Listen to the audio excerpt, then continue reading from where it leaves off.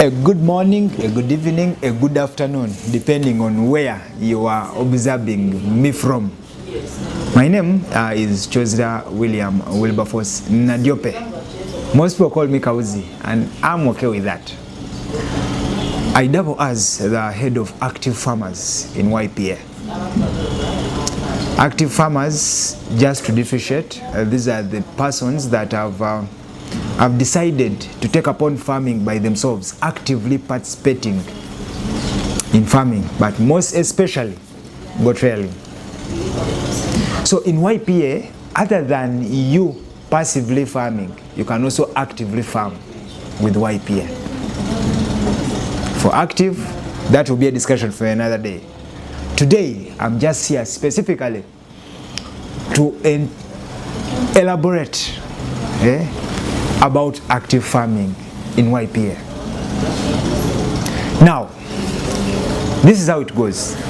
Somebody can wake up and decide to set up a farm. But as I told you in the very first beginning, more especially, I'm dealing in goats. I'm a goat farmer. So whatever I'm going to talk about is all about goats, you know. So when a person wants to set up a farm, there are so many factors that we put into consideration.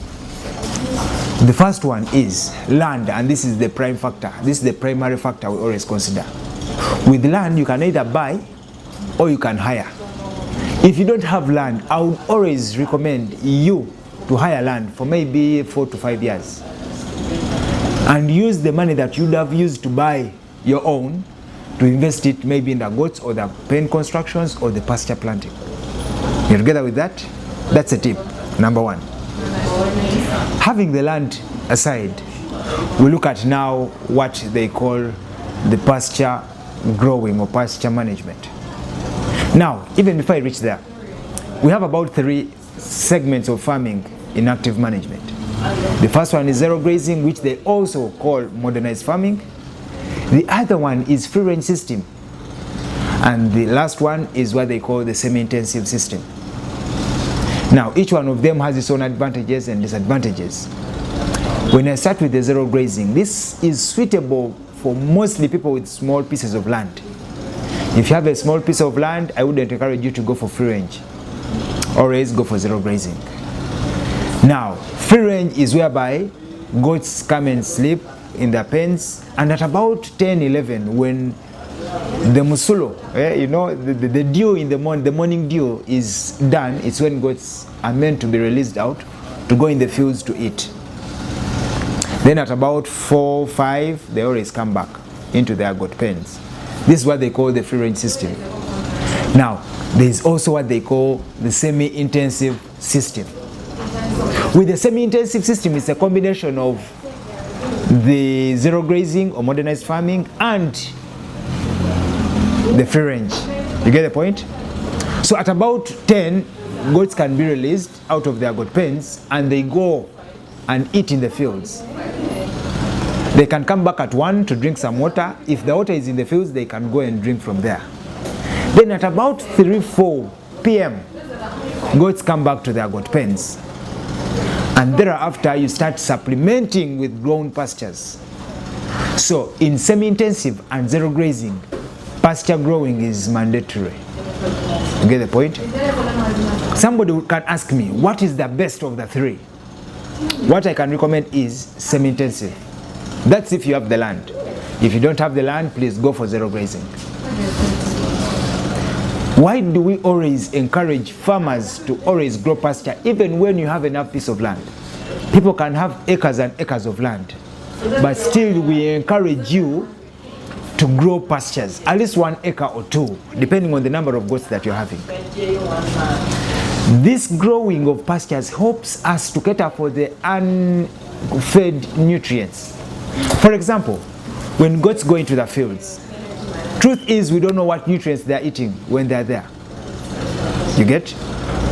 But at least when they come back and I give the goats these grown pastures, I'm sure of what nutrients I'm giving my goats. They can be carbohydrates, can be proteins, can be fibers, can be vitamins. I'm intentional, you get the point. No matter what they have fed on when they went into the field. So that's why it's mandatory in most cases, if you can, more so with zero grazing and semi-intensive, to already secure off some land and you grow pastures.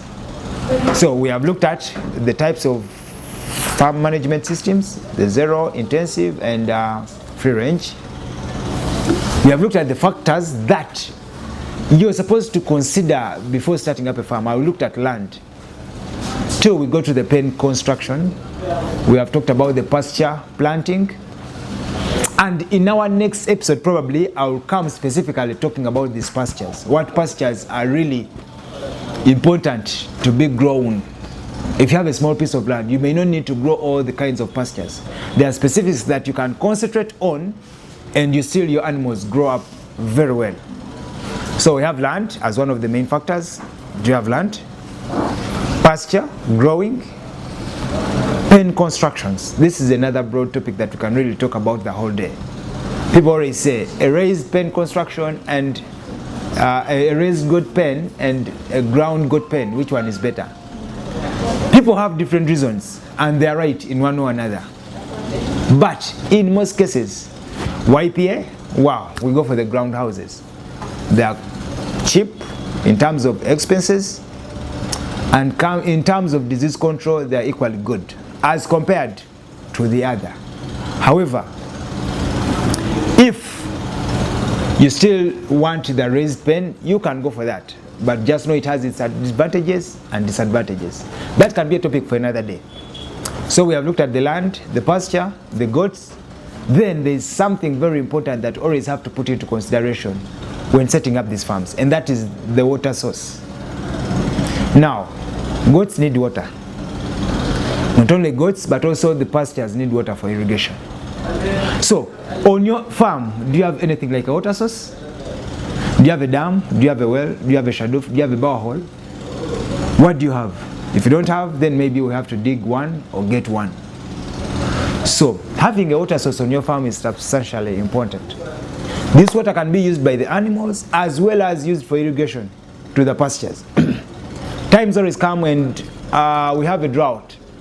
And it means if you have a drought, your pastures will dry completely, and that is a loss already. That's why we recommend you to always have a water source on your farm. You can dig, you can create one, you can use piped water if at all it's the nearby one. All in all, ensure that you have a water reservoir at your farm.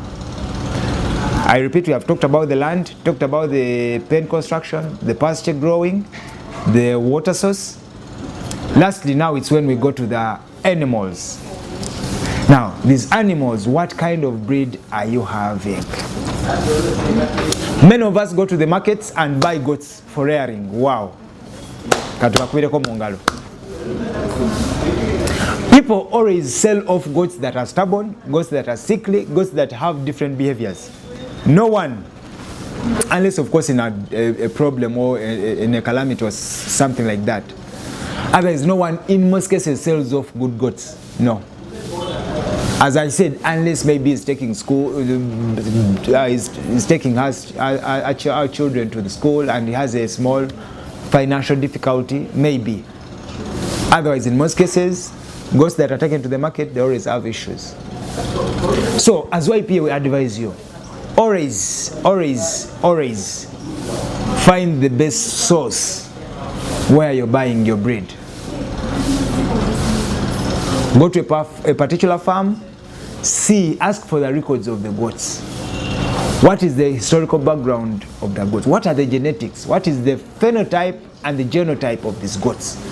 These are all things that we are supposed to put into consideration. Otherwise, even if you've grown the pastures, you've built the best goat pens, you're the best in medication, but when your goat breed is unknown or is poor, then we may not get the results that we are looking for. What am I saying? Always know where your goat breed is coming from. It is substantially important you knowing where exactly your breed is coming from. Unlike for YPA, when you come in, we shall always tell you that the YPA breed is a combination of Boa, Kalahari, and Mubende. So our breed always has those three properties in them, and each one of them has its own advantage. The Boa, we all know, it has good meat and grows so well. The Kalahari, this goes for the bones, the skin. Then the Mubende, this is the Ugandan breed. This helps us to be able for this goat to withstand the Ugandan climate. You get the point? Because we all know Mubende goats are resistant. They have a stronger immune system. So that's why we incorporated the Mubende into our breed. Land, goat pen, pasture growing, water reservoir, and the kind of breed that you are bringing onto your farm. Those 5, you put them into consideration before starting any farm. And I can assure you that YPA can help you. YPA can be contracted to do all the above. We can hire you land. We can provide a service of pen construction. We provide services of pasture growing. We provide services of dam constructions and borehole constructions. We provide services of pasture harvesting and planting. I've talked about that. But most importantly, we provide you with the best breeds with known sources of goats. Wow. Putting all that aside, we go to the most important one, and this is farm management. Now, many people have farms. Many people have set up farms. But one of the challenging factors that is taking them down is poor farm management. They have the best breeds, the best pastures ever be. They constructed the best goat pens ever be. They have the best vets. But the management on the farm is very poor. As we told you, YPA is here as a problem solver. Now, you allow me go slightly deep into the farm management package in YPA. When it comes to farm management, this is where you've set up your farm and you feel you want professionals to come and take over. So that this reduces on your stress. This reduces on the pressures that you have. This reduces on the losses that you would have made when only the good goats are disappearing from your farm. Even when you have the cameras, even when you have the security. Work with professionals so that you get professional results. So, when it comes to farm management package, this is how it goes. In YPA, you can contract YPA at a fee, a monthly fee. I can still elaborate. From 1 to 50 goats, you pay between 500 to 700. I'm in 2025. This is September. So you may watch this video in 2030 and the prices you think they will be the same. You say, I saw William speaking about this. This is just for the record. We are in September 2025. It's when I'm speaking this, just for the record. So at the moment, if you have 1 to 50 goats, you pay between 500 to 700 Ugandan shillings, 700,000 Ugandan shillings. From 50 to 100, that is 700 to 1 million. Giving you the ranges. From 100 to 250, that is between 1.2 to 2 million. From 250 to 500, that is 2.2 to 3.5. You get the ranges, but of course, we can always come and we discuss. We make a memorandum of understanding and we start working. Those are the ranges, those are the prices, and the increase according to the increase in number. That is the first package. The second package is where the first one, remember, you as a client, you're providing the welfare of these managers on your farm. You only pay YPA to cater for their salaries. You get the point? The second package, this is where YPA caters for the welfare of the workers and also the salaries of the workers. With this package, the client takes 70%, while YPA takes 30% of the profits, not of the investment. But when YPA is catering for the welfare of the workers and the salaries of the workers, YPA will take 30%, you will take 70% of the profit, not of the investment. Now, when YPA is catering for the medication of the goats, is catering for the salaries of the workers, is catering for the welfare of the workers. All you would have done as a client is just providing the pastures, the goats, the pens, everything on ground, and you hand over the project to YPA. Then we cater for everything: the medication of the goats, the welfare of the managers, and the salaries of the managers.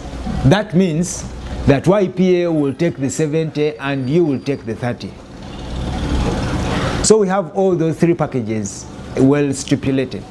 It's upon you as a client to come and see which one is much more better for you, and we go into business. When you want to set up a farm with YPA, we always ask for membership, and that is 100K. After you becoming a member, we go for a site visit. That is the farm management bit of it in YPA. I think for today, for this episode, we are going to end here. Then in our next episodes, we shall come and specifically dwell onto a particular part. What is the best land? How does it look like? What are the best pastures, and how do you plant them? What is the best goat pen, and how do you construct it? What materials do you need? What are the best water reservoirs that you can have on your farm? All this will be maybe in our next episode. For today, allow me end here. My name is Chesla William Wilberforce Nadiope. Call me Kavuzi, and I will reward you with immediate effect. YPA, for God and my country.